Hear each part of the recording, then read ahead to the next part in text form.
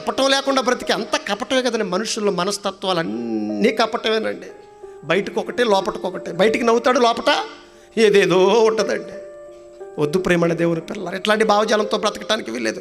కానీ దేవుడు కోరుకునే చెప్తున్నాడు చూడండి, మీరు బాగుండాలంటే ఏం చేయాలి చెప్తున్నాడు. నిష్కపటులై పూర్ణ హృదయముతో ఆయనను సేవించటం ఆవశ్యకం, ఆవశ్యకం, అవసరం.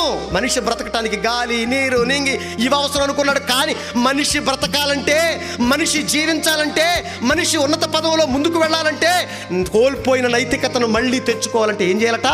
మన కొరకు దేవుడు చేసిన కార్యక్రమాలను తలంచుకుంటూ, మన బ్రతుకు కారణమైన ఆ దేవుడు గురించి మనం మాట్లాడుకుంటూ, ఆ దేవుడు మనల్ని ఎలా బ్రతకమన్నాడో అలా బ్రతుకుతూ, నిష్కపటులై భయము భక్తి కలిగి చక్కగా జీవించటం ఈ సమాజానికి చాలా అవసరం. మీకు అవసరం. ఇశ్రాయేల్ కానాడు చెప్పాడు, మీకు చాలా అవసరం. గుర్తుపెట్టుకోండి. ఇలా బ్రతికితేనే మీకు క్షేమం అన్నాడు 14వ వచనంలో.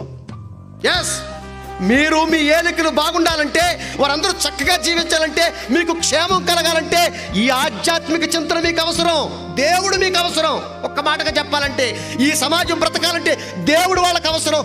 దేవుని పట్ల భయభక్తులు కలిగి బ్రతకటం అవసరం అని చెప్పేశాడండి. కానీ ఈరోజున మానవ హృదయాల్లో దేవుడు ఉన్నాడా చెప్పండి?